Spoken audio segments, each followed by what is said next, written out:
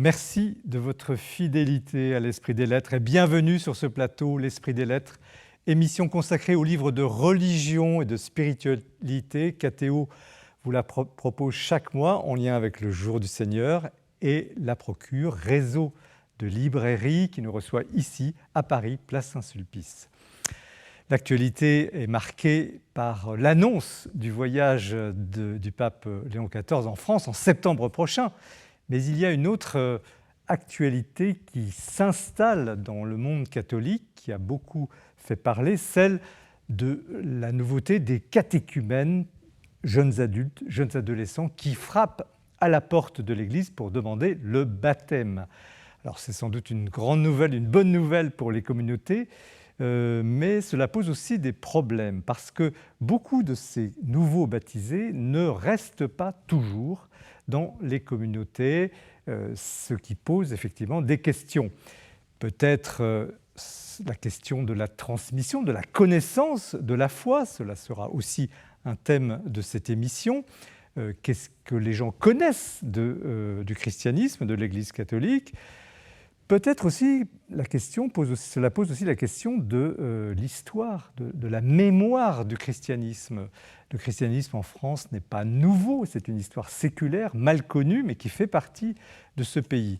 Donc ce soir, nous allons aborder la question des catéchumènes, la question de la connaissance de la foi chrétienne et catholique et de la transmission de cette foi, comment l'exprimer, comment en parler à ceux qui ne la connaissent pas. Et puis cet immense mouvement, cet immense héritage méconnu qu'on pourrait appeler l'histoire catholique de la France contemporaine. Nous allons voir tout cela avec nos trois invités qui présentent 3 livres ce soir, comme chaque émission de l'Esprit des Lettres.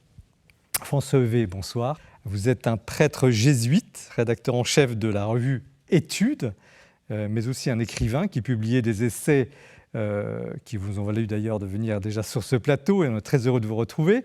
Le dernier en date est un solide ouvrage, Croire au XXIe siècle, sous-titré « Les catholiques face aux défis contemporains », c'est édité chez MAM.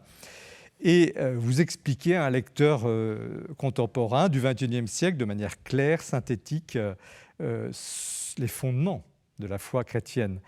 Ça fait un ouvrage qui est un manuel accessible pour qui voudrait s'initier au christianisme, un livre de référence pour qui souhaiterait revisiter les piliers de sa propre foi, mais aussi un livre d'approfondissement, tant spirituel qu'intellectuel, pour les chercheurs de Dieu. D'ailleurs, on pourrait intituler ce livre « Introduction au christianisme », vous me direz si vous êtes d'accord tout à l'heure, très utile en ces temps de mise en cause de la foi chrétienne, mais aussi de redécouverte du christianisme.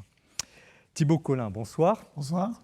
Vous êtes professeur agrégé de philosophie, connu pour la qualité de votre enseignement, connu pour la force de votre engagement catholique et pour vos essais que vous écrivez régulièrement, qui vous ont aussi déjà amené sur ce plateau. Et ce soir, c'est le grand sujet du catéchuménat que vous proposez, donc c'est baptisés, adolescents, je le disais à l'instant, ou adultes qui ont retrouvé la foi, mais qui ne se sentent pas toujours à l'aise dans les paroisses catholiques, au point que beaucoup parmi eux finissent par se décourager et partir.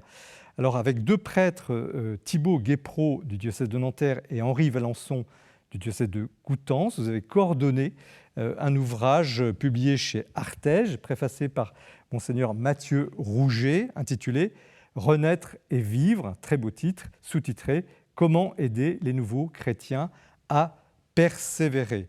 Vous mettez en lumière le problème effectivement de la fidélité, de l'engagement après le baptême. Vous proposez des solutions pour aider ces catéchumènes à demeurer dans cette foi. C'est un livre complet, à la fois théorique et pratique, une valeur sûre.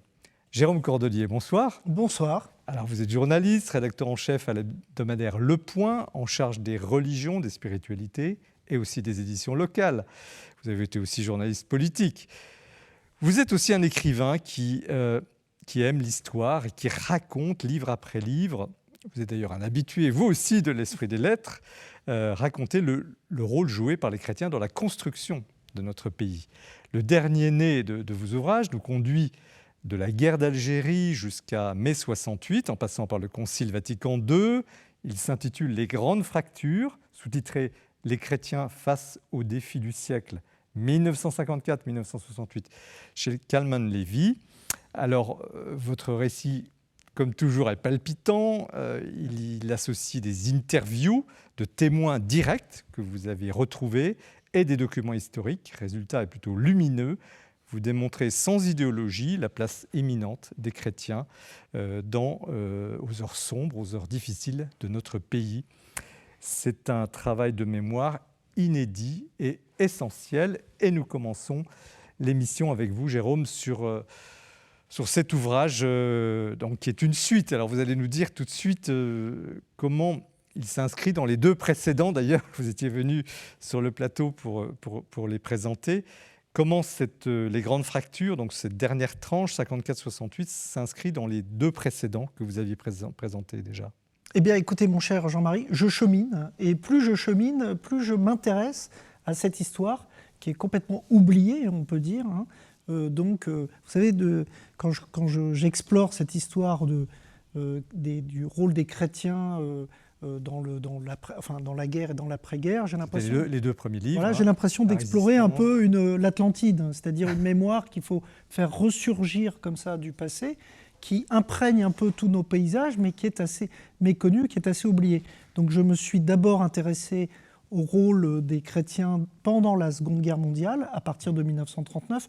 C'est juste parti d'une impression au début, c'est que j'avais l'impression qu'on parlait toujours du fait que les cardinaux et les évêques avaient pactisé avec Vichy, ce qui est une réalité, mais on oubliait aussi tous les chrétiens de base, j'allais dire les prêtres, les religieux, les religieuses, qui avaient été les premiers, il faut toujours le dire quand même avec force, les premiers à résister et à lutter contre le nazisme.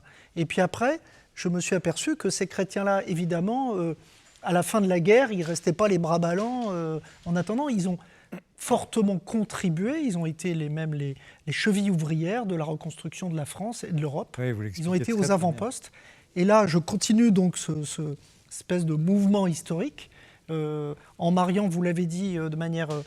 parce que ça, c'est ce que j'aime, en fait, c'est-à-dire mêler des témoignages d'acteurs vivants et un peu des sachants, si je puis dire, qui éclairent, qu'ils soient historiens, philosophes, sociologues, théologiens, sur justement ces moments de l'histoire. Et en fait, en étudiant cette période donc, qui va de la guerre d'Algérie à mai 68, 15 années, assez courtes, il y a quand même une succession d'événements historiques, donc la guerre d'Algérie, Vatican II, Nostra Aetate aussi très importante. Oui. Nostra Aetate, donc ce document du Concile sur les Juifs et la reconnaissance au fond de la... Voilà, la condamnation de l'anti-judaïsme chrétien qui avait eu cours pendant des siècles. Après, on est en plein dans les 30 Glorieuses, donc le débat intellectuel est quand même fortement... les chrétiens sont influents dans le débat intellectuel, et après, on a mai 68. Sur cette courte période de 15 ans, en fait, on a des événements historiques, et j'ai vu vraiment, en écrivant le livre, qu'ils avaient encore des retentissements aujourd'hui dans notre monde contemporain. Comment avez-vous découpé le temps? Parce que vous auriez pu, 54, ça peut se comprendre par rapport au précédent livre, mais 68, vous auriez pu pousser le curseur à 73, la crise pétrolière. Pourquoi vous avez coupé Parce que je pense que mai 68 est un peu un moment charnière dans la société française et aussi un peu dans l'engagement des chrétiens. C'est-à-dire que d'abord j'étais frappé par plusieurs choses. D'abord, c'est que premièrement, les chrétiens sont en première ligne, ils sont engagés en première ligne. C'est-à-dire que dès qu'il y a un moment de crise, que cette crise soit sociale, économique, politique ou historique, les chrétiens prennent leur risque et font leur devoir. Dans tous les débats que nous allons voir dans le livre. Mais on le voit encore actuellement. Ouais. Enfin, pendant la crise du Covid, la plupart des gens qui étaient en première ligne, c'était des chrétiens. Dans l'accueil de l'autre, des migrants, tout ça, c'est les associations chrétiennes dans le social qui sont assez fortes. Sur le débat actuel sur l'euthanasie, voilà. fin de vie, idem. Par exemple, exactement. Et alors d'abord, ils sont engagés, et ensuite, ce qui est intéressant, c'est qu'ils ne sont pas complètement d'accord. Donc ça donne une vision, quand même. Souvent, on a une vision du christianisme et de l'Église catholique un peu d'un bloc monolithe.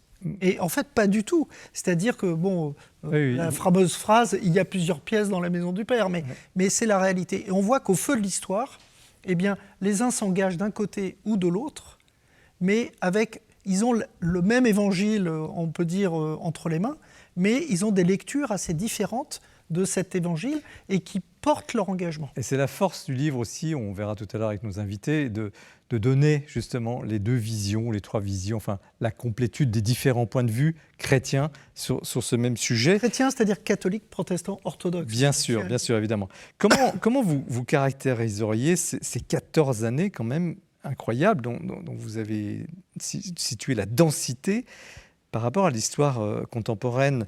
Est-ce que c'est vraiment là un grand tournant? C'est peut-être, le mot est un peu galvaudé, mais quand même, en 14 ans, notamment du point de vue chrétien, les choses ont quand même évolué. D'une certaine manière, se sont un peu dégradées, même si les chrétiens ont été en première ligne. Oui, alors, ce qui m'a vraiment frappé, c'est que je ne pensais pas, avant de commencer ce livre, que c'était à ce point-là. C'est-à-dire que c'est quand même des années charnières très importantes. C'est-à-dire qu'il va y avoir un bouleversement dans la relation à l'autre, la relation au Sud, les décolonisations, la relation l'essor de l'expansion économique, l'essor du consumérisme, les débats intellectuels qui sont en profonde gestation, la relation évidemment entre l'esprit et la matière qu'on retrouve actuellement dans les débats sur l'IA.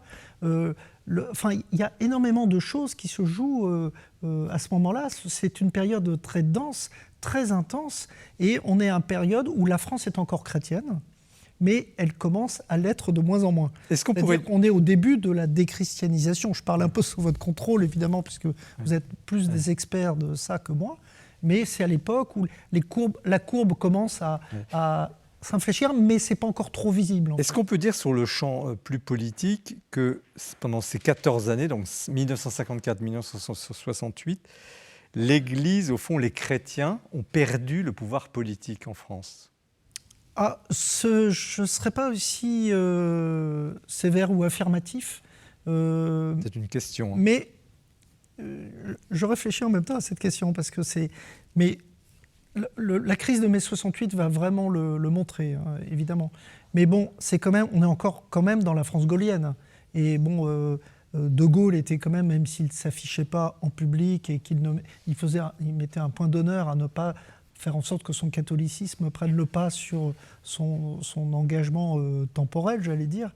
Mais on est quand même dans cette France gaulienne. Mais c'est vrai qu'il y a des débats. Par exemple, ce qui est très intéressant, c'est les débats entre le catholicisme d'un Georges Bidault, par exemple, que j'avais beaucoup étudié. Rappelez qui est Georges Bidault. Georges Bidault, c'était celui qui a remplacé Jean Moulin à la tête de la Résistance intérieure et qui est devenu un des piliers des gouvernements de la 4e République, un des fondateurs du MRP, démocrate chrétien. Bon, j'avais beaucoup étudié la figure de Georges Bidault dans l'ouvrage précédent, parce que là, Georges Bidault, avec l'Algérie, va perdre de son aura. Il mise sur la touche, oui. Voilà. Mais c'est vrai qu'on est encore... c'est la fin de la démocratie chrétienne. Oui, mais c'est aussi la fin d'une époque. C'est la fin d'un cycle qui va être profondément marqué par mai 68. Alors, on ne va pas déflorer l'intérêt de la lecture de livres. Merci. L'émission, c'est aussi pour que vous puissiez apprécier, lire les livres. C'est quand même le but recherché. Que pourriez-vous dire du point de vue qui est le vôtre de chaque... Enfin, on peut prendre séquence, on peut prendre quelques minutes sur chaque séquence, sur ce qui s'est passé pour les chrétiens. On peut prendre guerre d'Algérie, par exemple. Vous avez des pages troublantes connues, mais troublantes sur la torture. Le débat et la prise de position contre la torture de l'Église. Bon, est-ce que c'est le point central de l'action des chrétiens pendant la guerre d'Algérie? Oui, mais pas seulement. Évidemment, les chrétiens ont été les premiers à dénoncer la torture, notamment par des religieux, religieuses, prêtres de base. Par exemple, j'ai interrogé le curé des Loubards, Guy Gilbert, qui était appelé en Algérie à ce moment-là, et qui a dit j'ai découvert la sauvagerie, en fait, en Algérie. Donc il y a eu beaucoup de gens qui étaient heurtés par ça. Et puis évidemment, au premier chef, Monseigneur Duval, qui a porté toute cette contestation publique. Mais ce qui est intéressant, c'est que j'ai découvert aussi, en faisant ce livre, et notamment grâce à la biographie de Pie XII de Frédéric Le Moal, qui a fait une excellente biographie de Pie XII, que Pie XII a joué un rôle aussi important, et ce n'était pas le Pie XII dont on parle dans le grand public, c'est-à-dire le Pie XII des silences pendant la Shoah, c'était le Pie XII qui se disait que les processus de décolonisation étaient inéluctables et donc il fallait accompagner ce mouvement d'une certaine manière vers les indépendances. Et donc, il sera un des premiers aussi à dénoncer la torture. Mais beaucoup de chrétiens, François Mauriac, le Christ est un homme, on se souvient de cette phrase très importante. Alors sur l'autre chapitre, l'autre branché de la décolonisation dont vous venez de parler, africaine notamment, mais il y a aussi la question évidemment de l'Indochine, quelle est la pointe avancée des chrétiens ? Merci Jean-Marie. Je voudrais juste ajouter une chose, c'est que j'ai énormément travaillé l'Algérie qui fait un tiers du livre. Oui. Et j'ai voulu essayer de maintenir une ligne de crête et d'être assez juste. J'ai la chance de ne pas avoir de relation passionnelle avec l'Algérie comme ont beaucoup de gens. C'est-à-dire que moi j'ai vraiment découvert l'Algérie. J'ai eu la chance d'accompagner le président Macron en Algérie lors de son dernier voyage en 2022. Mais j'ai essayé de garder cette ligne de crête et de montrer qu'il y avait aussi des engagements sincères qui étaient aussi pour l'Algérie française. Et donc vous avez plusieurs figures, mais vous avez d'un côté un André Mandouze qui soutient le FLN, spécialiste de Saint-Augustin, qui sera un des chantres de l'Algérie indépendante, mais vous avez de l'autre côté un Georges Bidault qui fera ce choix de l'Algérie française et qui partira dans les oubliettes de l'histoire alors qu'il a été un grand résistant parce qu'il a fait ce choix-là. C'est un livre très juste, on peut le dire, on verra ce qu'en pensent nos amis, mais de fait, j'atteste que vous faites la part des choses. Merci, j'ai essayé de garder cette ligne de crête et de ne pas verser là-dedans, mais d'être... Et par exemple, il y a des évolutions. Un Jacques Soustel est très intéressant dans son évolution, par exemple, puisque lui, il arrive, il est ethnologue, c'est un homme très ouvert et qui, avec la découverte de Charnier, va progressivement basculer dans un côté un peu plus radical sur l'Algérie française. Alors ça, c'est pour l'Algérie. Mais nos amis téléspectateurs liront. Qu'est-ce que vous pouvez dire des autres grandes phases que vous avez mentionnées ? La décolonisation, la construction européenne, qui est déjà en germe, même bien avancée, mais cette espèce de boom économique qui posait des questions à la fois sociales, mais aussi de développement. Vous avez après de grands chapitres sur le Concile Vatican II, le bouillonnement intellectuel. Que pourriez-vous dire pour situer justement la pointe de l'action de chrétiens? Vous faites raconter aussi les catholiques, les protestants, les orthodoxes dans ces Par exemple, combats. sur les processus de décolonisation, moi je préfère dire au pluriel parce qu'il n'y a pas eu une décolonisation, mais les circonstances sont différentes en fonction des pays. Eh bien, la plupart des grands dirigeants qui vont faire ces pays indépendants ont été éduqués dans l'humus chrétien, j'allais dire.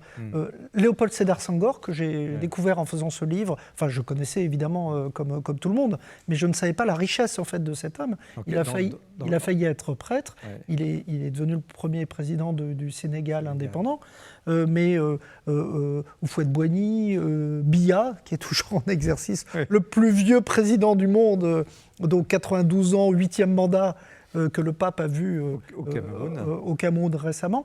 Et donc il y a beaucoup de dirigeants comme ça qui sont des chrétiens. Mais ce qui m'intéresse beaucoup, c'est l'engagement en fait. Peut-être parce que je ne suis pas très engagé moi-même, donc je suis assez fasciné par les gens qui sont très engagés. Et je trouve que par exemple, ce qui est intéressant, c'est de voir comment on se met dans l'époque et comment au feu de l'histoire, si on peut dire, chacun prend des routes différentes, mais en tout cas empoigne l'histoire. C'est ça qui est intéressant. Et par exemple, dans mai 68, c'est très intéressant. Vous avez d'un côté un Jean-Marie Lustiger, qui est assez conservateur au centre Richelieu, qui ne peut pas supporter en fait les séditieux, aussi parce qu'ils disent CRS égale SS. Oui. Et lui, dont la mère est morte en camp de concentration, il ne peut pas entendre ce slogan, c'est pas possible. Mais vous avez de l'autre côté les jésuites, cher père. Alors justement, les jésuites, François les dominicains qui sont plutôt du côté qui chauffent, qui chauffent, on peut dire, les esprits séditieux. Vous avez des souvenirs, François Heuvet ? Pas directement, mais j'étais un petit peu jeune à l'époque, mais enfin des récits effectivement de. Alors qu'est-ce que vous pensez justement de l'ouvrage de notre ami Jérôme Cordelier ? Je l'ai beaucoup apprécié, justement par son équilibre et par le fait de bien montrer les diverses positions, non pas pour dire les uns ont raison et les autres ont tort, parce que l'histoire parfois porte des jugements un petit peu rapides sur certaines personnes, mais d'essayer de montrer les arguments, de mettre en valeur les arguments. Donc c'est très... Et puis, de fait, commencer à l'époque de la guerre d'Algérie, c'est intéressant, parce que là aussi, je me rappelle d'histoires racontées par des amis jésuites qui avaient été mobilisés en Algérie, et pour qui ça a été une expérience fondatrice. Ça a été un point de bascule. Parce qu'au Vatican II, pour la vie de l'Église, c'est un point de bascule, on sait bien, mais 68 aussi. Mais la guerre d'Algérie a joué un rôle aussi très important. Et pour comprendre les évolutions ultérieures, je pense c'est intéressant de repartir de cet élément-là. Voilà. Thibaut Collin, comme philosophe, vous n'êtes pas historien. Comment vous percevez finalement l'enjeu de ce travail ? Moi, j'ai été très touché par les passages sur l'Algérie, que je connaissais un petit peu, j'avais lu des choses.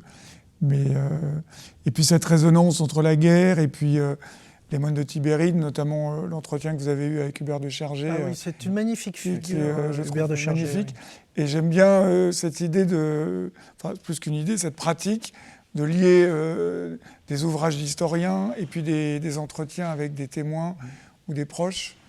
Mais effectivement, je pense que la guerre d'Algérie est une matrice importante pour comprendre encore notre époque.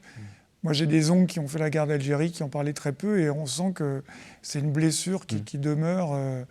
On parle beaucoup de Vichy, mais je pense que la guerre d'Algérie est une blessure non moins importante. Et qui est encore à et qui est encore peut-être plus à vif que... bien sûr, oui.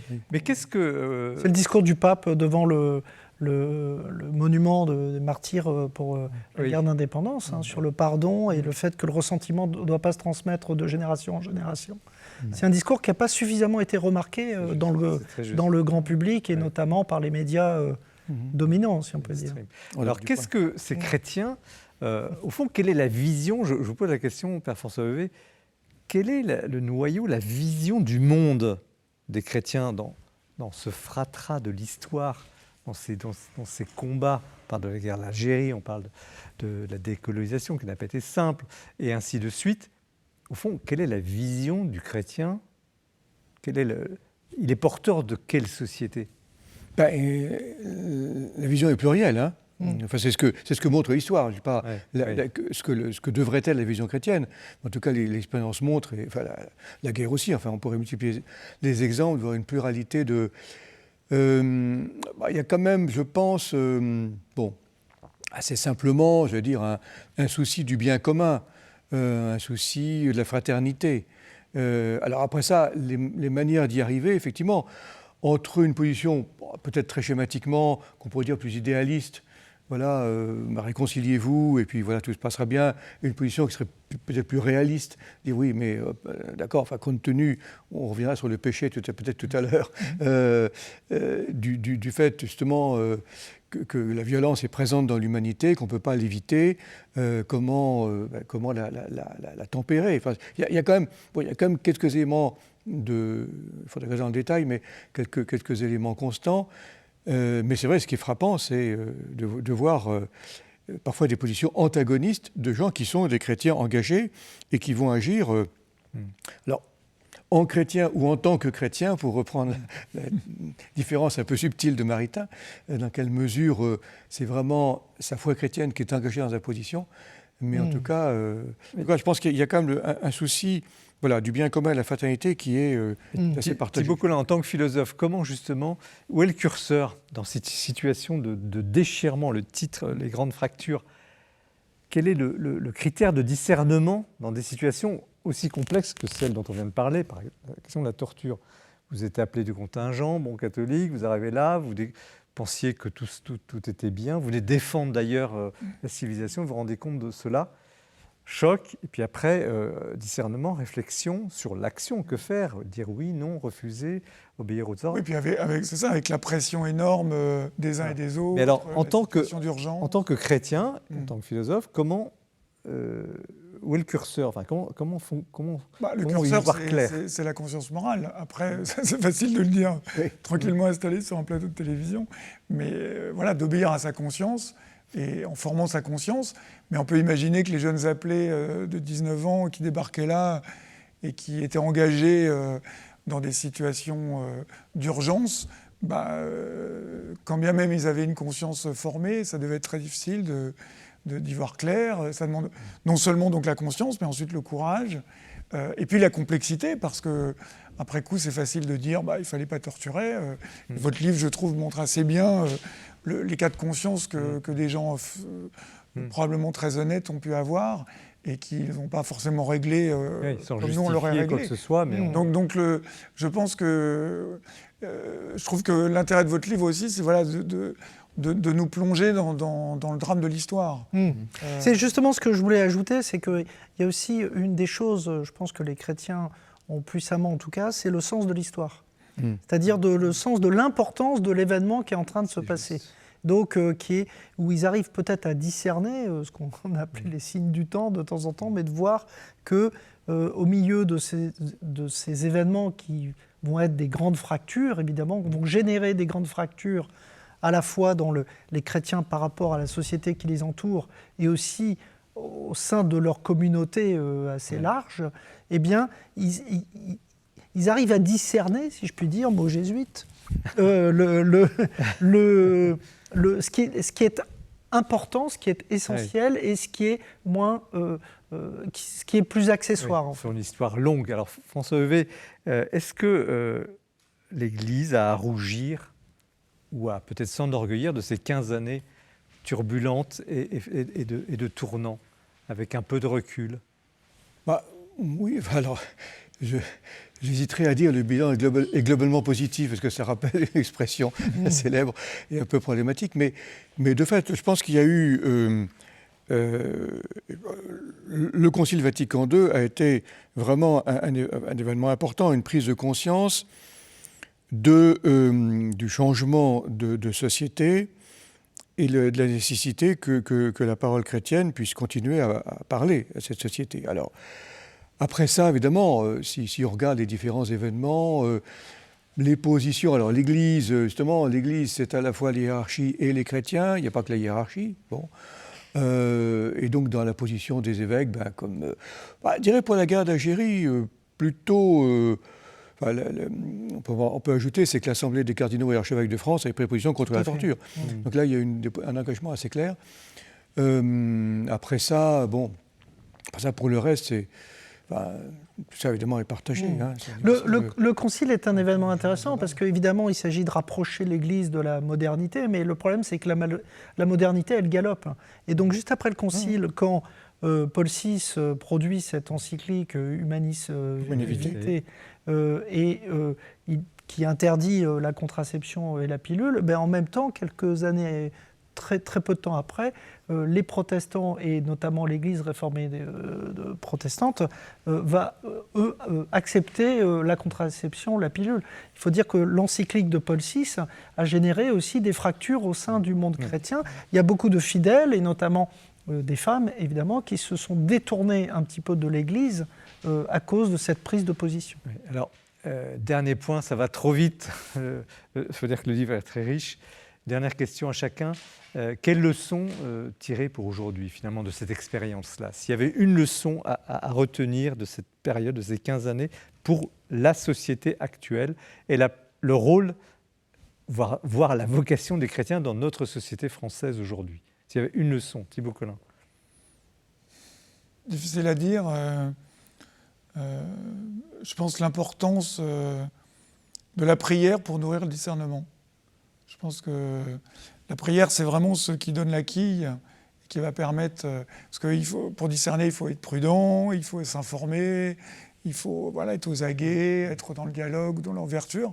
Mais si on n'a pas cette rencontre personnelle avec Dieu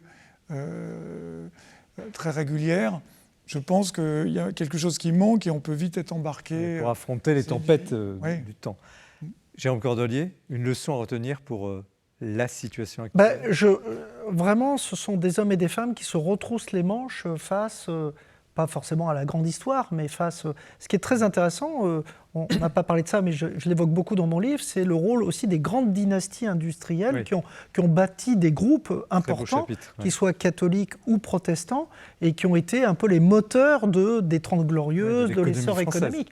Et dans un autre domaine, François Heuvet témoigne de l'importance de la revue Études. Dans le domaine intellectuel, il y a eu un bouillonnement culturel intellectuel dans lequel les chrétiens... Quelle serait la leçon? Se retrousser les manches. Se retrousser les manches face à l'importance de l'histoire et face à l'importance aussi de la notion de faire société. François Heuvet, vous avez le mot de la fin de ce premier débat. Oui, je dirais tenir ensemble à la fois un regard sur le monde contemporain et un regard sur l'Évangile, et ça je rejoins à la prière que soulignait tout à fait très justement Thibaut Collin. C'est ces deux regards, c'est à la fois sur la terre et au ciel. Voilà. Je crois que parfois c'est crucifiant, mais c'est fondamental. Merci Jérôme Cordelier. Les grandes fractures, les chrétiens face aux défis du siècle, 1954-1968, chez Kalman Levy. Nous poursuivons l'émission en retrouvant Mathilde Mailleux qui nous présente l'actualité du livraire. Restez bien avec nous. Nous allons parler du catéchuménat et des enjeux de l'accueil de ces adultes et adolescents dans l'Église.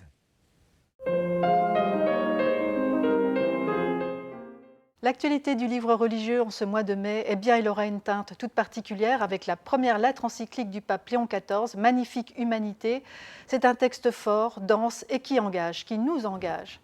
Tout d'abord, il nous invite à reconsidérer la question donc de l'intelligence artificielle qui aujourd'hui envahit nos vies, envahit vraiment tout notre quotidien. Il nous invite à poser cette question, à nous poser cette question. Voulons-nous ériger une nouvelle tour de Babel ou bien bâtir un monde où Dieu et les hommes peuvent converser ensemble? Voilà un beau programme, mais un programme exigeant. Alors pour cela, il nous invite à nous appuyer sur la doctrine sociale de l'Église, un patrimoine absolument nécessaire et précieux en ces temps difficiles, mais aussi sur l'apport des sciences humaines qui pour lui est très important pour convenir d'une saine et juste réflexion sur le sujet, un texte qui déjà est très marquant. Laurent Ulrich, archevêque de Paris, publie aux éditions du Cerf « Les papes, la guerre, la paix » 1914-2026. Une anthologie de textes du magistère, là encore, ces textes du pontificat qui, depuis plus d'un siècle, ont marqué les temps troublés qui ont été les nôtres à travers plusieurs conflits mondiaux. Le magistère pontifical s'est toujours positionné pour la paix, mais il a parlé aussi de la guerre. À l'heure d'aujourd'hui, il est utile et nécessaire de se pencher sur ce magistère et de comprendre quelle était la parole de ces papes qui nous conduisent à penser la paix. Très heureuse réédition à présent. Je suis contente de vous proposer L'Invincible Espérance de Christian Tchergé, moine de Tibérine, assassiné avec 6 autres de ses frères trappistes en Algérie. C'est publié chez Bayard Religion. C'est un texte particulier car il contient ce testament spirituel de Christian Tchergé, un texte paru en 1996 dans La Croix qui a troublé la France entière. C'est Adieu que j'envisage, mémorable, et un texte, tout ce livre est vraiment à redécouvrir avec beaucoup d'émotion. Premier pas dans la prière, une autre très belle réédition, c'est celle du cardinal Jean-Marie Lustiger qui ici nous initie en 16 petites méditations mais totalement éclairantes, cette audition Ephata sur la prière. Si nous ne savons pas prier, si nous n'osons pas, appuyez-vous sur le cardinal Lustiger, ce grand priant, ce grand spirituel qui, comme un frère, nous invite pas à pas à découvrir le secret de la prière, ce cœur battant de la foi. Être moine aujourd'hui, une vie alternative, dont Jean-Pierre Longat, moine bénédictin, publie aux éditions Salvator un livre très précieux pour tous ceux qui voudraient découvrir ou qui peut-être sont tentés par l'aventure monastique. Dans ces chapitres, et tout à fait éclairants, il nous dessille les yeux, nous invite à découvrir ce qu'est la vocation religieuse à l'heure d'aujourd'hui. C'est une vie faite de sobriété, mais aussi de partage, d'altérité. Dans ce retrait du monde qui est souhaité par beaucoup aujourd'hui, eh bien, il est bon de découvrir ce texte qui fait, en tout cas, réfléchir sur une autre vocation humaine qui est si précieuse et enrichissante pour l'Église. Et puis enfin, pour terminer, un très beau récit biblique, une très belle méditation spirituelle d'Élisabeth de Lambilly, que nous avions découverte il y a quelque temps avec Moi, l'âne de Jérusalem. Ici, elle revient aux éditions du Cerf avec Lamento, le chant de la femme de Lot. Qui était cette fameuse femme de Lot dont nous ne connaissons que le prénom de son mari? Un récit biblique, une méditation spirituelle et qui nous encourage là encore à replonger dans le texte biblique. Merci Mathilde pour ce tour d'horizon toujours très riche de l'actualité du libraire. Nous poursuivons l'émission avec le livre écrit en partie par Thibaut Collin, avec deux prêtres, Thibaut Guépraud et Henri Valençon, sur le thème des catéchumènes, ces jeunes adolescents, ces adultes qui frappent à la porte de l'Église. Le livre s'appelle « Renaître et vivre. Comment aider les nouveaux chrétiens à persévérer », préfacé par Monseigneur Mathieu Rouget avec de Nanterre chez Artege. Alors, Thibaut Collin, 10 auteurs, parce que je n'ai pas nommé tout le monde, le préfacier, Monseigneur Rouget. Quelle est la genèse de ce bouquin ? Ces deux journées que nous avons organisées en septembre dernier à la cathédrale de Nanterre. On a été accueillis par Monseigneur Rouget. Mais enfin, ce n'est pas lui du tout qui a organisé. C'est une sorte de colloque, en fait. Parce que Thibaut Guépraud est prêtre du diocèse de Nanterre. Et voilà, c'était un colloque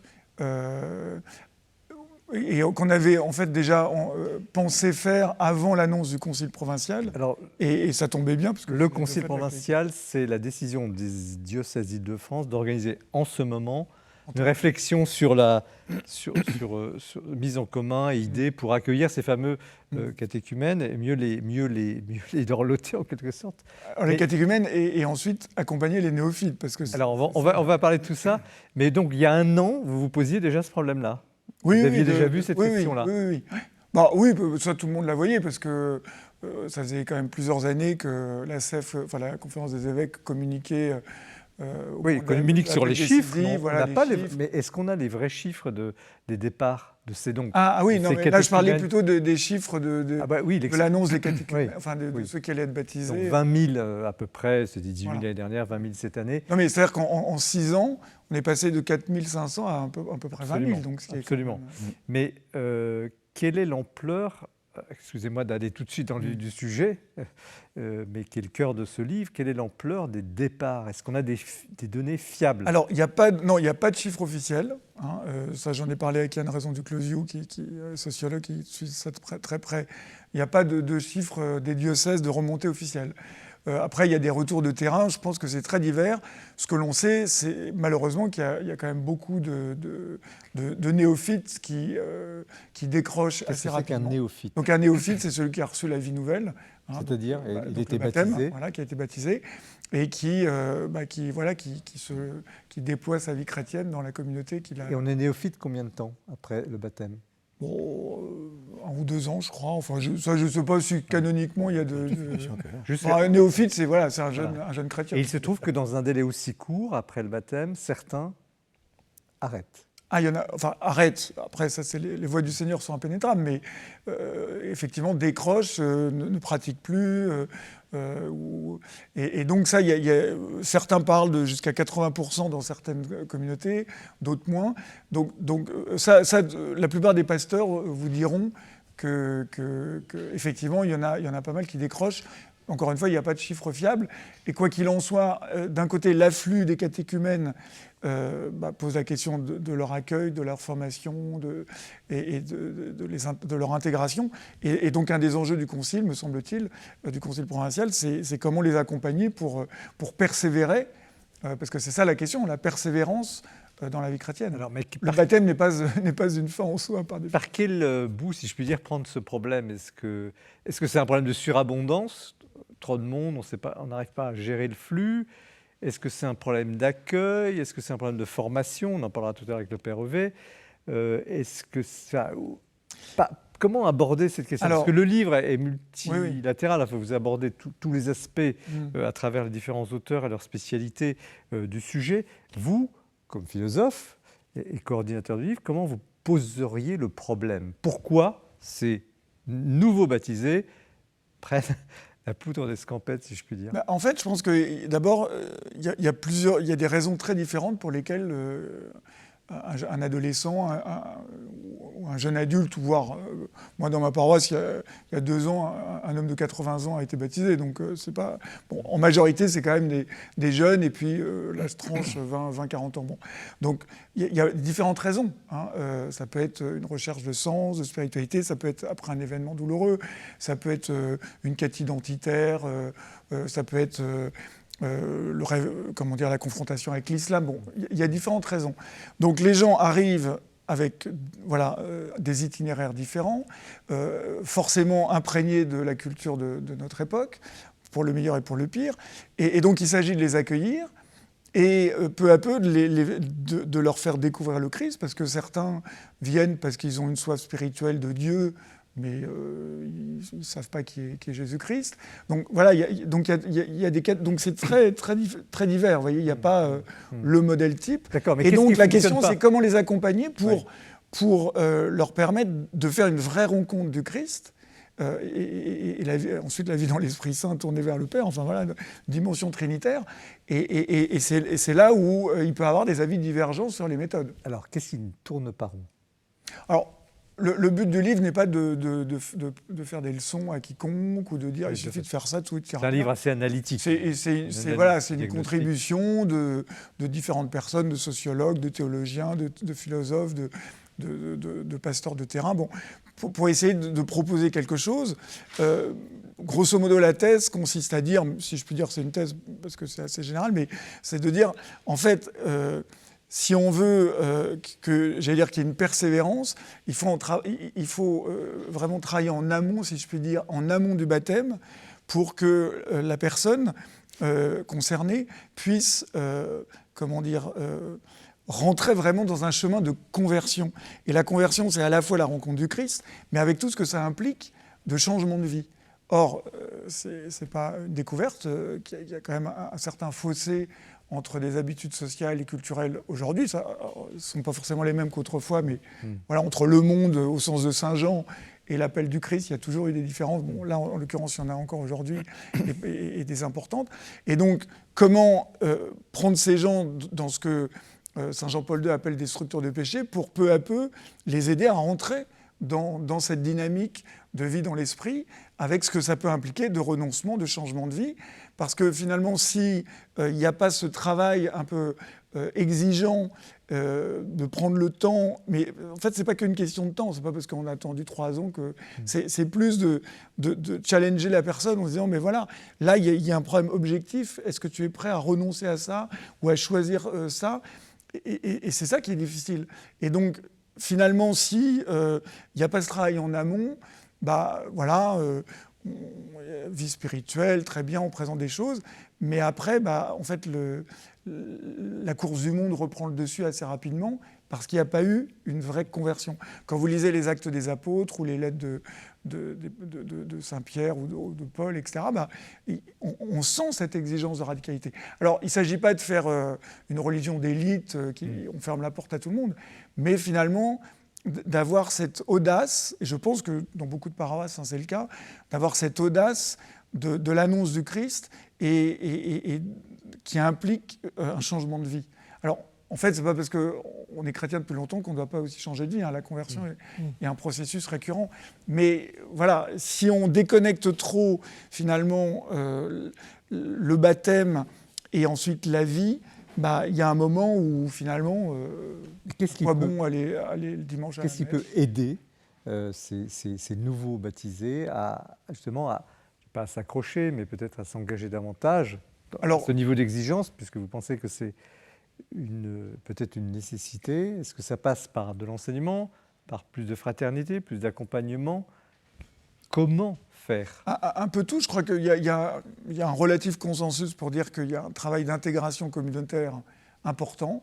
En fait, on vit quand même dans une société assez individualiste et l'Église catholique française est relativement bourgeoise. C'est-à-dire, à la fin de la messe, les gens se saluent, et puis on va tous déjeuner chez soi, en famille. Bon, parfois on invite tel ou tel. Bon, dans d'autres pays, moi j'ai vécu à Madagascar, ou chez les évangéliques, dans certains, même dans des paroisses ou des communautés évangéliques, finalement vous passez le dimanche en communauté. Alors je ne dis pas que forcément tout le monde doit passer le dimanche ensemble, mais il y a une sorte de dimension communautaire. Il ne faut pas oublier que les gens qui sont baptisés aujourd'hui, parfois se coupent de leur milieu immédiat, pas forcément au sens où ils se fâchent avec leurs proches, et donc s'ils n'ont pas d'amis chrétiens, s'ils ne sont pas dans une matrice chrétienne, c'est quand même très difficile. Déjà, quand on est intégré, c'est déjà pas toujours facile. Mais donc je pense qu'il y a cette exigence alors, il y a pas mal de choses qui sont créées dans pas mal de paroisses, de petites fraternités, de communautés à la fois de formation, de partage, de vie fraternelle. Et il y a des exemples de réussite. Oui, bien sûr. Oui, il y a beaucoup de choses qui... Mais est-ce que vous iriez jusqu'à dire que, dans certains cas, il ne vaudrait mieux pas accéder à la demande du demandeur de baptême, dire non, tu n'es pas prêt, ou alors à telle condition? Non, je pense que le pasteur n'a pas... Enfin, après, le pasteur, ils font ce qu'ils veulent, mais n'a pas à dire non, mais on peut dire, au lieu de dire oui tout de suite, on peut dire oui, mais pas tout de suite. C'est-à-dire que l'idée le pré-catéchuménat me semble être une idée intéressante, c'est-à-dire on accueille la personne, et voilà, on l'aide. Alors, pré-catéchuménat, vous allez me dire, c'est déjà le catéchuménat, mais quand vous entrez en catéchuménat, il y a quand même déjà une direction très nette, et avec des parcours souvent assez normés. L'histoire de l'Église et le pré-catéchuménat permet de faire le point de la situation, de voir si la personne vraiment a le désir de grandir, de rencontrer davantage le Christ, et prendre conscience des situations parfois de blocage. Il peut y avoir des situations objectives qui vont être difficiles à gérer, et si on les traite pas en amont, ça peut effectivement créer des problèmes. Donc moi je dirais pas, encore une fois je suis pas directement pasteur, mais non, mais parfois oui, mais pas tout de suite. Et pas tout de suite, ça veut dire non pas on rejette la personne, mais on l'aide, on l'accompagne dans un chemin qui peut prendre du temps. Alors je me tourne vers vous, Père François Veuve, spontanément, puisque vous êtes prêtre, jésuite qui plus est. Comment vous recevez ce diagnostic et cette prudence? Parce qu'au fond, le livre, il est très intéressant par le panorama, à la fois avec les yeux logiques, canoniques, enfin tout y est. Mais vous dites en un mot, attention, si l'on veut conserver, le mot est malpropre, ces catéchumènes, il vaut mieux les prévenir, les préparer, les accompagner. Est-ce que c'est une démarche recevable? C'est une prudence légitime, tout à fait. Je pense que dans une société qui n'est plus chrétienne, il faut que les chrétiens aient une certaine cohérence. C'est-à-dire que quelqu'un dont, je dirais, le type de vie ne correspond pas à ce qu'on attend d'un chrétien, il y a un problème. Autant, je dirais, dans les sociétés anciennes chrétiennes où tout le monde était baptisé, limite, on ne faisait pas trop attention à ça. Là, aujourd'hui, il y a une affaire de cohérence. Alors ça, c'est une première chose. Une deuxième chose, c'est effectivement l'importance du soutien communautaire. Moi, j'habite à Saint-Denis, un diocèse donc très multi-tout, dans lequel, évidemment, les chrétiens et les catholiques sont très peu nombreux. Et ce n'est pas évident d'être catholique dans cet environnement. Quand on est... alors, je ne vais pas donner de lieux particuliers, mais il y a peut-être des lieux où l'ambiance est peut-être plus porteuse. Bon, là c'est pas... Quand on est à l'école publique Saint-Denis, quand on est catholique, jeune, c'est pas évident. Donc, s'il n'y a pas ce soutien, cet environnement qui porte, donc je trouve que c'est tout à fait légitime de vous poser la question. Vous iriez jusqu'à l'expression ou la réalité de micro-chrétienté dont le livre parle, de créer des petits espaces peut-être Alors, non pas clos, mais disons... alors, pas clos, enfin, au sens de communauté, Communautaire. simplement. Je prendrais le mot de communauté. Non pas au sens, justement, je ne suis pas à l'aise avec le pari bénédictin de certains de Rothbard. C'est pas une communauté close, parce que justement, la communauté chrétienne, elle est par nature missionnaire, donc elle est ouverte, forcément. Mais c'est simplement, je veux dire, humainement, on a besoin d'un soutien. Et c'est le cas pour les chrétiens, c'est le cas pour les prêtres. Jérôme Cordelier, comme journaliste, observateur, historien, comment vous recevez ce livre? Ce que je trouve intéressant, c'est que c'est quelque chose de l'intérieur, en fait. C'est-à-dire, on est embedded, comme on dit en latin. Oui. Donc, de l'intérieur, c'est aussi le mariage de tous les regards. C'est-à-dire, il y a à la fois, il y a ce prêtre à Maubeuge, donc il y a un regard de concret, de comment il vit, et puis aussi un regard d'intellectuel dont vous êtes.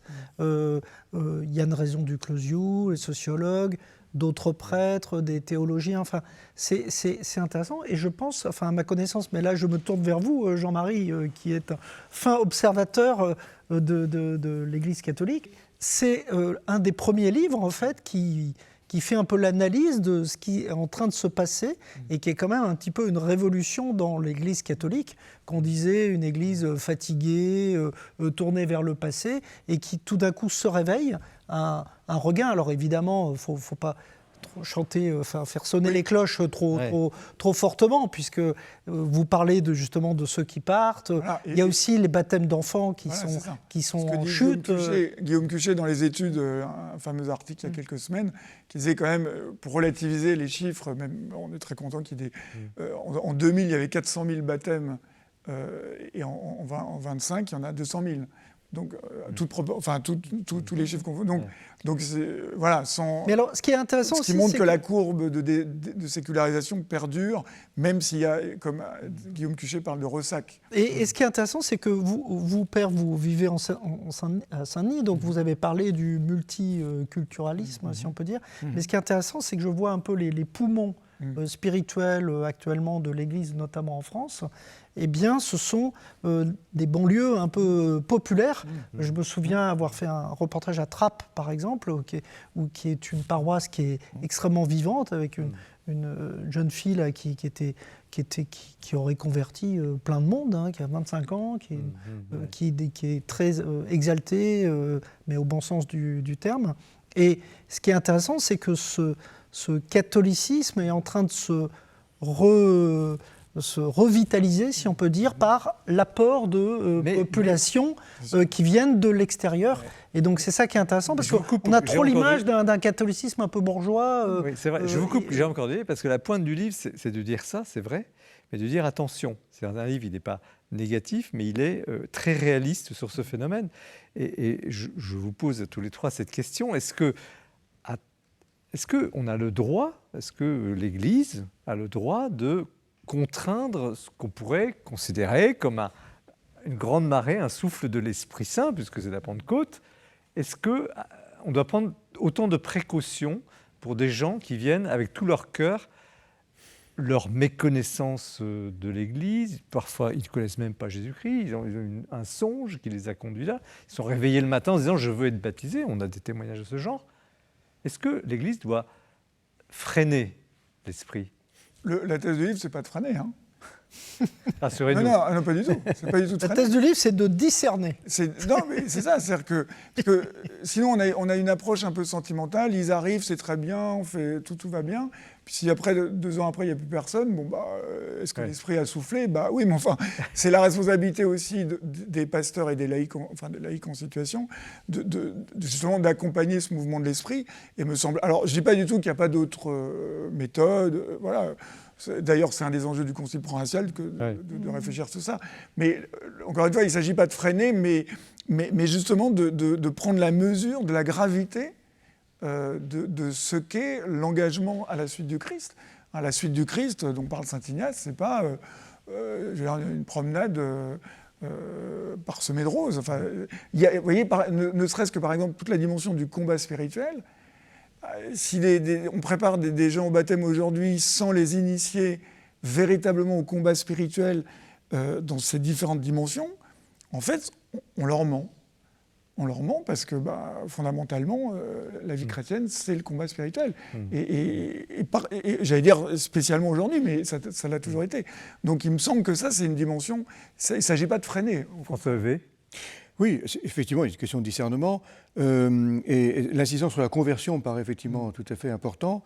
Alors, en même temps, le sacrement n'est pas la récompense de la conversion, c'est aussi le médicament pour la conversion. Et c'est là où justement l'aspect discernement donc ira un peu deux écoles. Il y a ceux pour qui effectivement, tant qu'il n'y a pas la conversion n'est pas assurée, on ne va pas accéder au sacrement. Et d'autres qui diront, le sacrement permettra la conversion. Bon. Alors ça sera, enfin, c'est un débat permanent, hein, c'est pas nouveau, et ça serait intéressant que justement dans ce concile provincial, cet élément vienne, et qu'on ne soit pas simplement dans une sorte d'admiration béate, on va accueillir tout le monde, et tout le monde est beau, tout le monde est gentil. Quel est l'enjeu fondamental de cette question? Parce que vu de l'extérieur ou vu de Rome, comme on dit, quelle surprise de voir cette Église de France assaillie en quelque sorte par des demandes tout à fait inattendues de candidats au baptême. Les évêques eux-mêmes disent on n'y est pour rien, ils le reconnaissent très humblement. Bref, c'est une divine surprise et elle est à la fois grevée par la gravité de ce que cela représente. On ne s'engage pas comme ça dans le christianisme, vous le dites très bien. Et en même temps, elle est porteuse de peut-être, qui sait, d'un réveil, d'un renouveau. Quel est l'enjeu de ce livre, de cet effort d'accueil, de cette capacité de transmettre cette foi à ceux qui n'ont rien reçu au préalable? Quel est l'enjeu fondamental pour l'Église de France? Moi, je pense que l'Église de France aussi peut-être bénéficie du travail de vérité qu'il y a eu depuis quelques années, notamment autour des abus, même s'il y a encore sûrement beaucoup de choses à faire. Voilà, d'affronter la vérité, je pense que finalement, on en a aussi les fruits quelques années après. Enfin, même si d'abord c'est... Vous pensez qu'il y a un lien entre les deux? Ah oui, moi je pense qu'il y a un lien. Ensuite, je pense qu'il y a la très grande souffrance des jeunes. Le livre de Pierre Valentin, là, qui sort ces jours-ci chez Gallimard, le dit bien. Oui. Très très grande souffrance. Alors concrètement, vous êtes professeur. Oui. Alors moi, je suis pas le mieux placé pour. Pas quand même. Vous voyez quand même régulièrement, vous côtoyez. Oui. Je vois tous les jours. Quand vous dites souffrance des jeunes, c'est quoi? Souffrance des jeunes, c'est le problème de la solitude liée aux écrans, c'est le problème de l'attention, enfin la santé mentale de beaucoup de jeunes. Et quand vous regardez les chiffres, c'est absolument colossal. Donc il y a quand même une sorte de mal-être très profond, de perte de sens, de rapport à l'avenir extrêmement anxiogène. Bon. Donc tout ça fait qu'il y a une véritable quête, et cette quête, une soif de Dieu qui est au plus profond du cœur de l'homme et qui réapparaît de manière parfois un peu anarchique. Et donc, il y en a qui vont voir les musulmans, d'autres qui sont touchés par les évangéliques, et d'autres qui frappent à la porte de l'église. Moi je connais bien un prêtre qui est dans une grande banlieue parisienne, qui me dit, chez moi, il y a 70 nationalités sur le territoire de sa paroisse. Il me dit, ici, tout le monde est croyant, en fait. Je veux dire, il y a aussi une pression dans ces coins-là, finalement, quelle est mon identité? Et donc, comme le dit Yann Raison du Closiou, en fait, pas mal de jeunes de la troisième, ou Guillaume Cuchet, troisième génération qui ont décroché de chrétiens dont la grand-mère allait encore à l'église, en fait, il y a comme un moment, en fait, moi, je suis chrétien. Alors, ils ne savent pas très bien ce que ça veut dire. Et puis, il suffit de voir un influenceur sur un réseau social, et puis il tape à la porte de l'église. Jérôme Cordier, en un mot, comme historien, allons-y, simplifions, quel est l'enjeu de ce renouveau? L'enjeu pour l'Église ou pour la société? Pour l'Église et la société. Oui. L'enjeu, c'est d'irriguer, c'est-à-dire de porter une parole qui offre des perspectives. Ce que vous dites, je pense que le contexte est très important. C'est sur l'absence de perspectives. Et on voit bien chez les jeunes une quête d'ancrage, ça c'est très fort, une quête de sens et de sacré. Ouais, je veux dire, c'est c'est sacré. pas pour rien s'il y a un renouveau de la messe en latin. Il faut aussi regarder ces jeunes qui se tournent vers les communautés traditionnalistes, qui vont en pèlerinage à Chartres. Donc ça fait aussi partie de... Il y a un phénomène autour de ça. François Mais je V. pense que l'ancrage est très important, pas seulement pour les chrétiens, pour nous tous. Je pense que c'est enfin à mon avis, c'est la chose importante. Et puis surtout, être porteur d'espérance, en fait, c'est-à-dire dessiner des perspectives collectives et individuelles pour le monde qui vient, puisque on est dans un monde qui vient. On n'est pas dans un monde forcément qu'il faut redouter. On est dans un nouveau monde. Il faut prendre la part dans ce nouveau monde. François V. L'enjeu. Oui, je n'ai pas grand-chose à ajouter à ce qui a été dit. Effectivement, c'est important d'analyser ce phénomène et on comprend très bien qu'il y a des attentes très fortes et ça, c'est très significatif, tout ce qui a été dit. Et l'important d'y répondre et l'important de fonder vraiment que la foi ne reste pas à un niveau simplement émotionnel et sentimental. Ça fait un peu une transition avec ce qu'on va dire plus tard, mais je crois que c'est voilà. Justement, nous allons parler de votre livre dans quelques instants. Le père Levé. Il est très fort, merci pour la liaison. Merci d'abord à Thibaut Collin et à vos co-auteurs, les disques que nous n'avons pas nommés, mais Henri Valençon et puis Thibaut Guépro, pour Renaître et vivre. Comment aider les nouveaux chrétiens à persévérer chez Artege. Nous poursuivons avec le livre de François V, Croire au XXIe siècle. Restez bien avec nous, mais c'est l'heure du coup de cœur. Et on retrouve Jean-François Rode.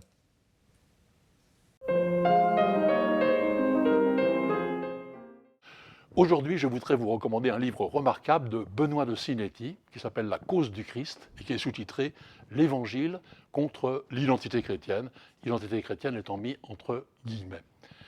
C'est un livre bref, vif, tonique, plein de verve. On voit tout de suite que l'auteur ne va pas se faire que des amis avec ce texte. Voilà sa thèse principale. Pour nombre d'essayistes, de politiques et de médias, la défense d'une prétendue identité chrétienne est désormais un combat, une obsession violente. Nous serions dans une guerre de civilisation et l'Église serait inconsciente et naïve. Ces commentateurs sont des marchands d'illusions et des cyniques qui instrumentalisent le sacré. Ce sont des faussaires qui mentent sur le message des évangiles. Ne cherchons pas le Christ dans les discours de haine ou les replis identitaires, il n'y est pas. Benoît Sinetti est prêtre. Il ne faut pas se laisser enfermer dans la notoriété médiatique qu'il a, puisqu'il a célébré les obsèques de Johnny Hallyday, de Julia Rico, notoriété qui n'est pas si facile que ça à porter, dit-il. Il a été ordonné prêtre en 1997. Il a été pendant quelques années secrétaire particulier de Monseigneur Lustiger. Il s'est beaucoup occupé de jeunes, d'étudiants. Il a été aussi aumônier des scouts. Il a été vicaire et curé de paroisse. Et finalement, il a été donc nommé vicaire général du diocèse de Paris, poste dont il a démissionné en 2021, et aujourd'hui, il est donc curé de paroisse à Lille. Il prend donc la parole pour constater qu'un certain nombre de gens dans notre société, en particulier les jeunes, ont besoin de repères, ont besoin de cadres. Et il se met en colère contre ceux qui utilisent, en fait, cette attente pour défendre une soi-disant identité chrétienne qui est en fait l'exact opposé de l'Évangile, puisqu'elle repose en fait sur la peur de l'autre, sur la haine, sur l'exclusion. Alors, il met les points sur les i, il cite vraiment les hommes politiques ou les hommes de médias qu'il critique. Il met aussi en cause l'utilisation de la religion que fait un Trump ou que fait un Poutine avec Kirill qui bénit en fait l'invasion de l'Ukraine. Bon, impossible de rentrer dans toutes les analyses qu'il fait, qui sont plus subtiles que ce que je viens de dire, et je vous assure que l'argumentation en fait est fine et nuancée, et que ce livre mérite vraiment d'être lu. Merci Jean-François pour cette évocation du livre de Benoît Sinetti que nous avons déjà reçu sur ce plateau. Et nous poursuivons l'émission avec l'ouvrage de François V, Croire au XXIe siècle, la foi catholique face aux défis contemporains aux éditions MAM. Un petit mot quand même, j'ai dit que vous étiez rédacteur en chef de la revue Études, qui est à la fois très connue est mal connu.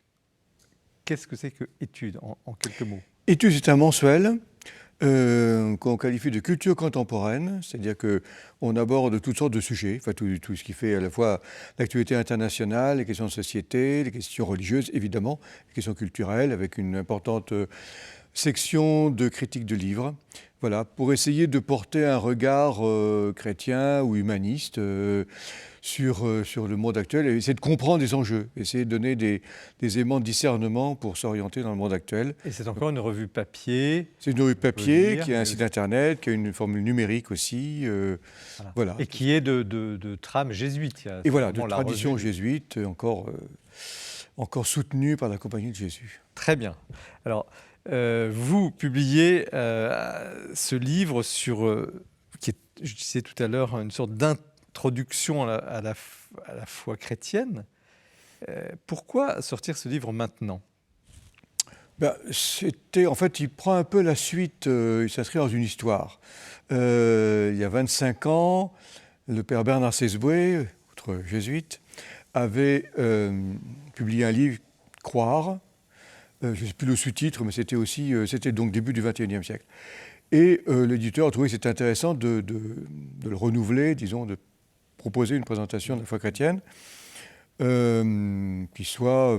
intègre ce qui s'est passé depuis. Voilà. Donc, c'est un peu, pas un toilettage, mais enfin, c'est notre style. Mais enfin, voilà, il s'inscrit dans cette perspective.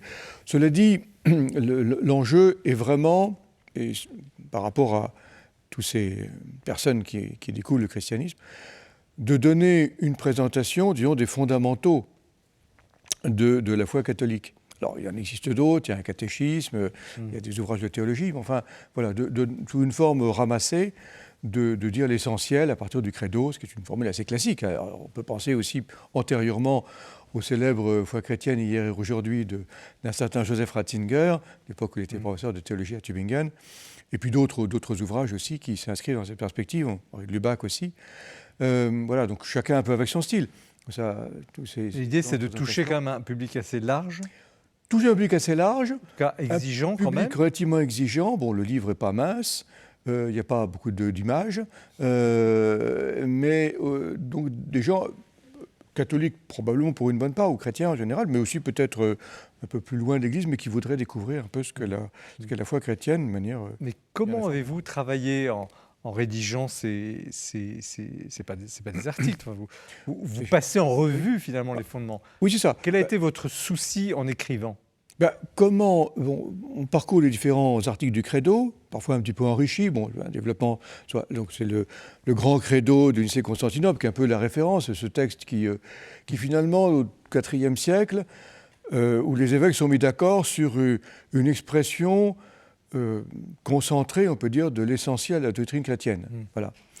Alors j'enrichis un petit peu parce que je fais un développement sur la descente aux enfers qui n'est pas dans le credo de Nicée-Constantinople, enfin pas un thème qui me paraît intéressant. Puis il y a d'autres éléments qui ne sont pas directement dans le credo, mais je l'intègre là-dedans. Il y a des choix que j'ai faits. Donc voilà, c'est reprendre ces différents éléments et simplement qu'est-ce que moi j'ai à dire de ça. Comment je parle de l'incarnation, comment je parle de la résurrection. D'abord, c'est un livre personnel aussi. Forcément. Hein, là, autant, j'allais dire, le catéchisme est un ouvrage qui n'est pas anonyme, enfin qui a un côté, objectif. Bon. Là, il y a une dimension un peu plus personnelle. Il y a ma sensibilité. Bon, pourquoi je prends telle ou telle question. J'aborde un premier chapitre, une sorte de diagnostic du regard sur le monde contemporain, d'analyse. Bon, alors je mets en avant des éléments qui me sont peut-être plus proches. Bon, après ça, chacun aura sa sensibilité. Ça, c'est normal. Mais je pense, ça me paraît important aussi de conjoindre, j'allais dire, l'élément objectif. Enfin, le credo, c'est objectif. La plupart des éléments que je dis, je pense que c'est... d'abord, l'ouvrage a été lu et relu et contrôlé par les instances à qui il appartient d'en juger. Mais en même temps, d'avoir aussi une parole plus personnelle. Enfin, voilà, c'est pas une confession de foi, mais un peu les deux. Qu'est-ce qui distingue, parce que le livre, c'est la foi catholique au défi contemporain, qu'est-ce qui distingue, au fond, la foi catholique de la foi chrétienne? Alors, le credo est commun à toutes les confessions chrétiennes. Pour l'essentiel, c'est ça. Alors ensuite, il y a évidemment ce qui distingue, c'est surtout sur le plan de l'ecclésiologie, l'Église. Bon, c'est ça essentiellement. Pour le reste... Les sacrements, peut-être? Oui, alors le sacrement aussi, bien sûr. Donc ça concerne aussi globalement la vie de l'Église, c'est la dernière partie du symbole. Parce que pour le reste, je veux dire, sur la création, sur l'incarnation, sur la résurrection... la Trinité que vous développez, c'est au moins pour les grandes confessions. Et quel serait, au fond, et vous qui avez quand même de l'expérience, c'est votre métier, vous êtes jésuite, vous êtes théologien, et peut-être l'avez-vous redécouvert, je ne sais pas, je vous pose une question peut-être naïve, mais quel est le trésor du christianisme? C'est la bonne nouvelle de l'Évangile. Alors, bonne nouvelle, ça veut dire c'est une heureuse nouvelle. Qu'est-ce qui vous fait vibrer? Quand vous faites un livre comme ça, vous dites au fond, il y a quelque chose d'essentiel, de magnifique, dans ce monde désespéré, on vient d'en parler. Je pense que je vais lui en parler. L'un des points forts, je dirais deux points forts à la foi chrétienne, pour moi fondamentaux, pas très original, mais c'est quand même ça, c'est l'incarnation et la résurrection. Que Dieu se soit fait homme, c'est-à-dire que finalement il y a une sorte de communion intime entre l'humain et le divin. C'est quelque chose du reste que, je ne sais pas si beaucoup de chrétiens sont conscients de ce que ça représente finalement, fondamentalement. Parce on est quand même un petit peu de mes sentiments que oui, Jésus c'est un homme remarquable, ou alors c'est une apparence humaine, mais vraiment qu'il est complètement humain et complètement divin, c'est quelque chose qui est à la limite incompréhensible, mais en même temps bouleversant.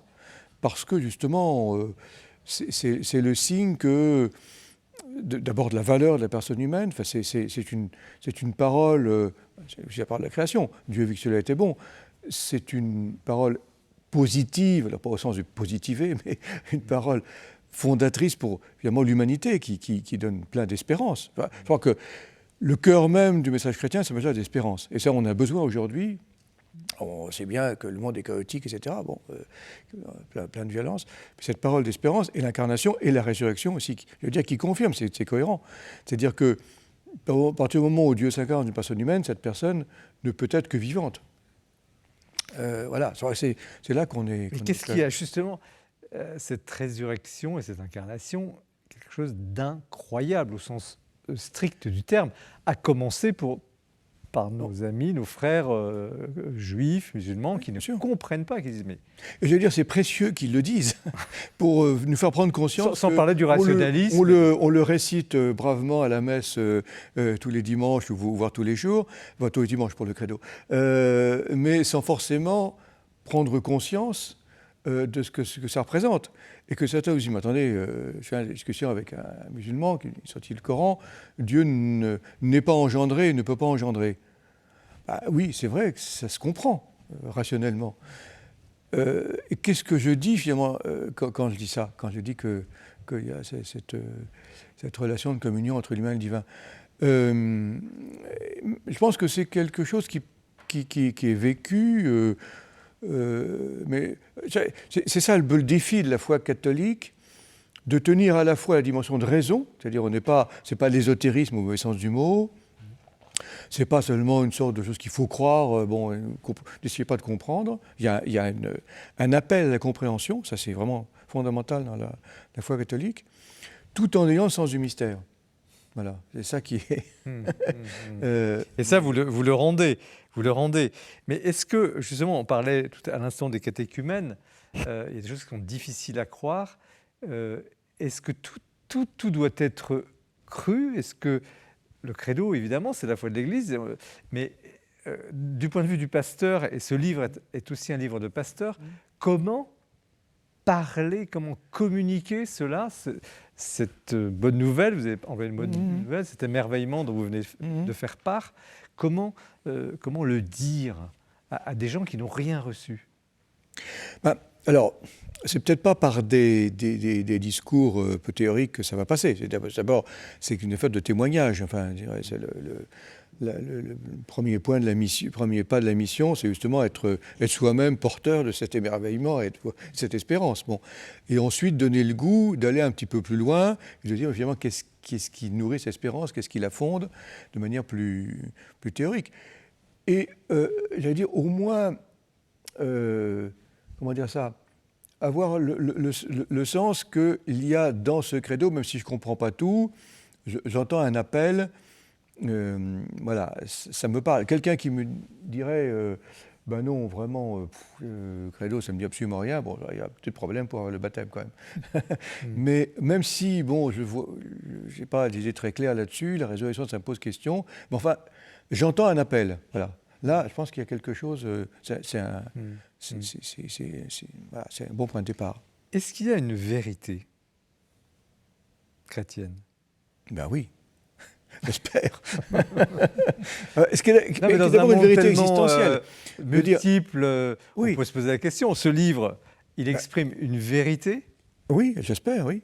Au sens, la foi chrétienne, c'est un appel justement à vivre en vérité.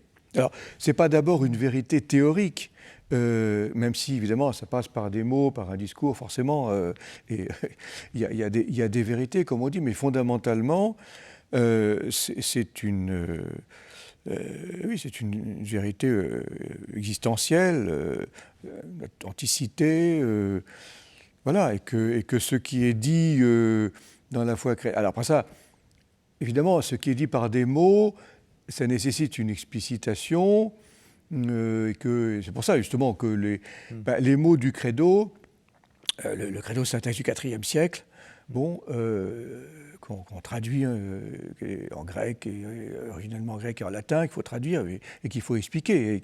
Et là, pour le coup, il y aura différentes explications. Mais fondamentalement, c'est la vérité sur la personne humaine, finalement. Hein. Le cœur du message chrétien, c'est pas une affaire sectaire, c'est pas simplement les chrétiens, ceux qui se reconnaissent dans un certain type de discours, puis il y en a d'autres à côté on a la prétention de dire la vérité sur l'humain, ce qui est quand même assez culotté, et que ce que l'on dit pour nous est valable pour tout homme, toute personne humaine.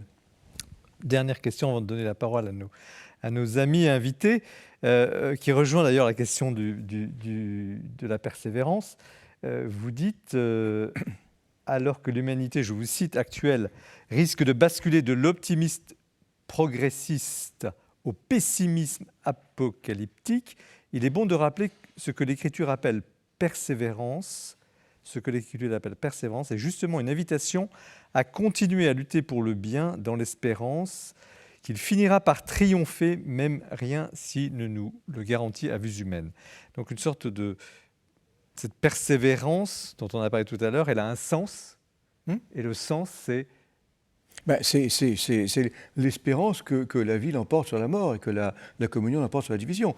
Et que ce que nous pouvons faire va dans ce sens-là. Alors, c'est bien qu'il y a plein d'obstacles, le péché est présent, on n'a pas encore beaucoup parlé du péché, et il est présent, mais en même temps, comment dire, même si le salut, j'allais dire, est eschatologique, comme on dit, c'est-à-dire il est hors du plan d'histoire, il se fait quand même à travers l'histoire. Et toutes les actions qu'on peut faire, les plus concrètes, ça porte du fruit pour la construction du royaume de Dieu. Messieurs, qui veut réagir sur ce beau livre de François Heuvet? Moi, je trouve ça capital de méditer comme ça la foi chrétienne, à la fois dans son objectivité et pour nourrir notre foi au sens de démarche personnelle. Et je pense aussi que, méditer, vous parliez de l'incarnation tout à l'heure, ça nous dépasse infiniment, c'est incompréhensible au sens où on ne peut pas le déduire, l'expliquer comme ça. Et je trouve que ce qui est fascinant, c'est de se dire, je peux le prendre comme un point de méditation.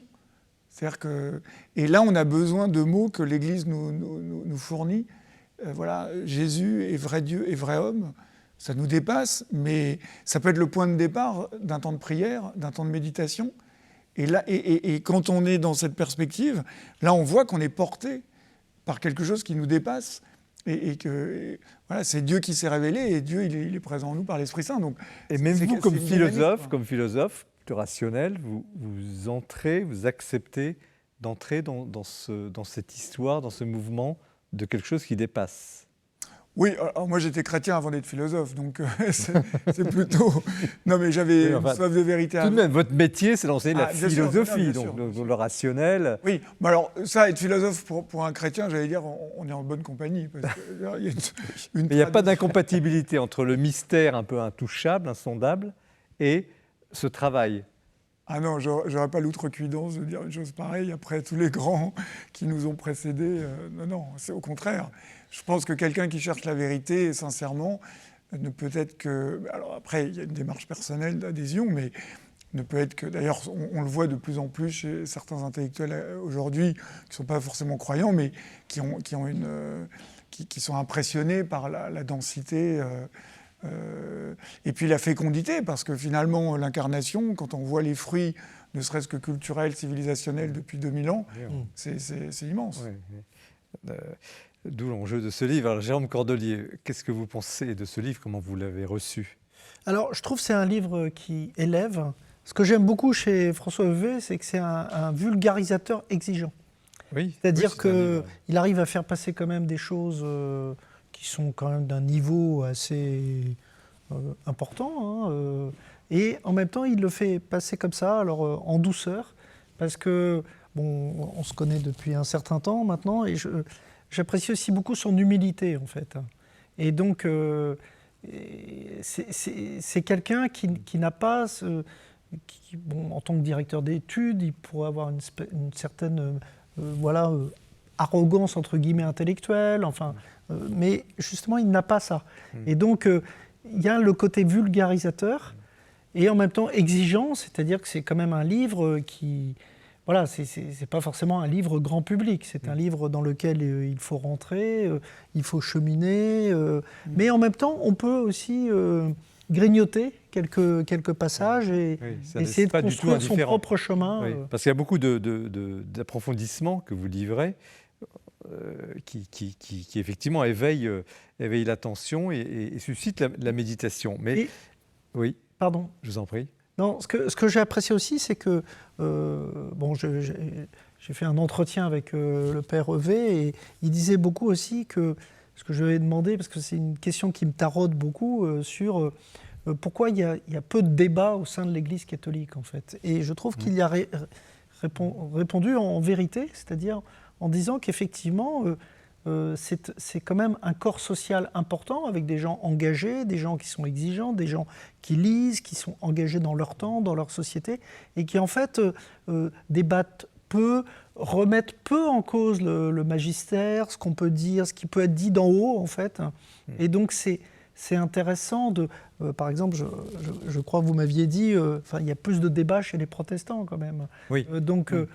Et je trouve que ce livre invite aussi à ça, c'est-à-dire au débat, et il y a une espèce d'invitation, d'initiation à la culture du débat. Thibaut Collin, vous êtes d'accord avec cette analyse de Jérôme Cordelier? Oui, alors le fait qu'il y ait sur le débat, c'est vrai que on ne va pas débattre de l'incarnation, puisque par définition, on y adhère ou on n'y adhère pas, mais après qu'il y ait des débats, oui, il peut y avoir des débats pastoraux, des débats sur des questions plus concrètes ou dans l'ordre des moyens. Et ça, je pense que c'est très important de le faire toujours dans la charité. Ce qui n'est pas toujours facile parce qu'en général, on a vite tendance à... On parlait de ça tout à l'heure avec la guerre d'Algérie, qui est un autre sujet, mais... les passions et voilà, en fait, quand on est chrétien, on a vite tendance à investir notre foi dans ce qu'on dit et parfois, il faut savoir... mais la démarche du pape François, enfin, je parle aussi sous votre contrôle, mais d'inoculer... la synodalité, justement, et de bas en haut de l'édifice, si on peut dire, et dans cette démarche d'essayer d'installer une culture du débat.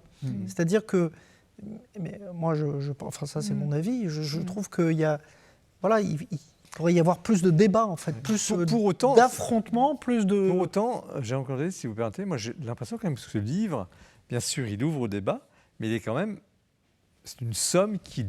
je dirais pas défini, parce qu'il y a d'autres livres pour le faire, mais qui dit ce qu'est la foi chrétienne, quand même. Oui, mais il ouvre des portes. François Huvet. Oui, je ne vois pas un débat, comme disait Thibaut Collin, il y a ces questions, on ne va pas en débattre sur, pour ou contre l'incarnation, etc.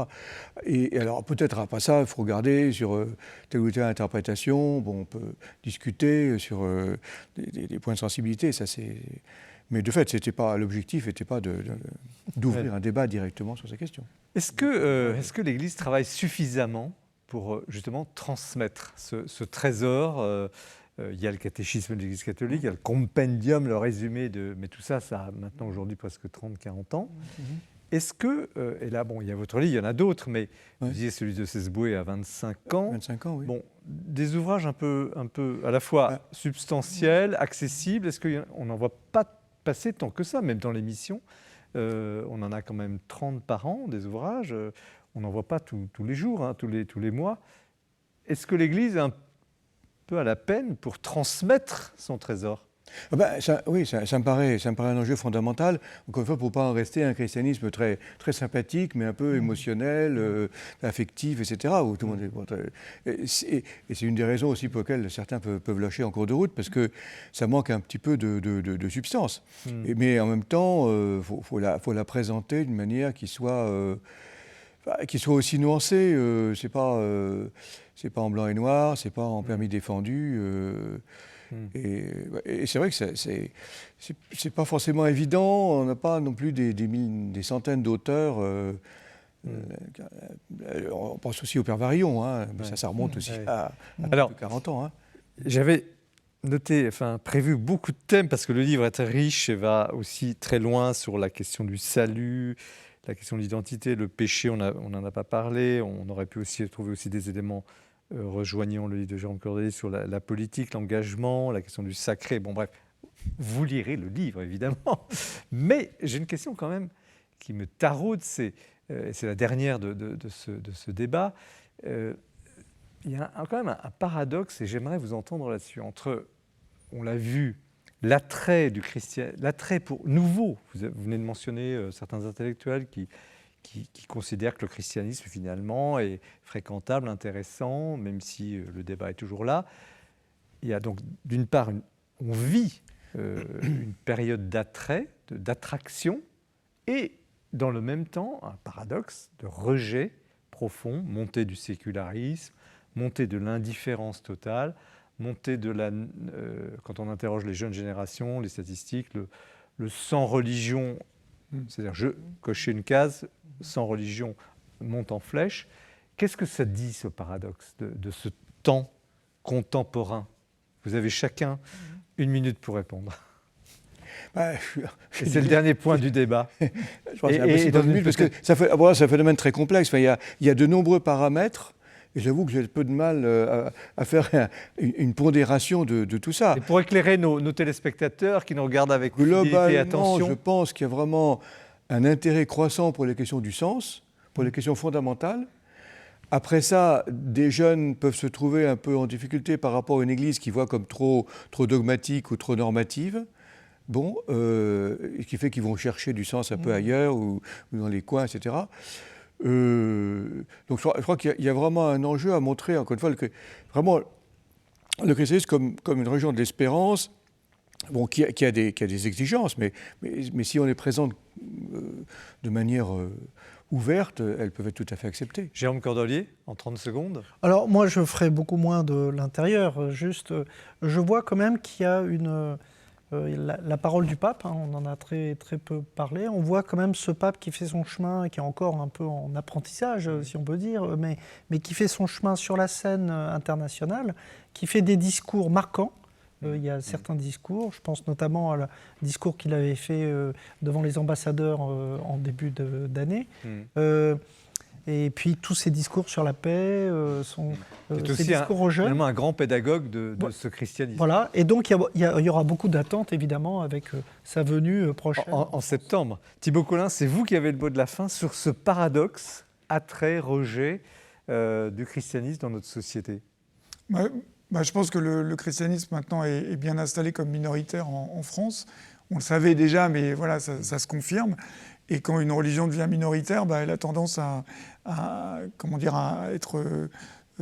s'appuyer dans ses racines et elle peut attirer aussi des personnes qui sont en quête de radicalité. Radicalité, c'est la racine, donc c'est pas forcément prendre des armes. Voilà, la radicalité, c'est en fait de revenir à la racine des choses.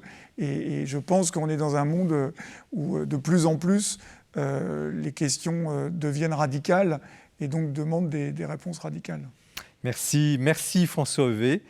Croire au XXIe siècle, la foi catholique face aux défis contemporains chez MAM. Merci Thibaut Collin et vos co-auteurs Renaître et vivre, comment aider les chrétiens, les nouveaux chrétiens à persévérer, édition Artege. Et merci à vous Jérôme Cordelier, Les grandes fractures, les chrétiens face aux défis du siècle, 1954-1968, chez Kalman Levy, une émission encore une fois passionnante. Vous l'avez vécue avec nous et merci de votre attention et fidélité à l'Esprit des Lettres.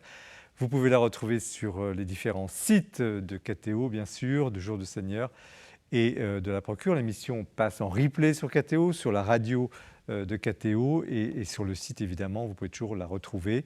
Merci encore de votre attention. Nous nous retrouvons dans un mois pour de nouvelles aventures littéraires. À bientôt.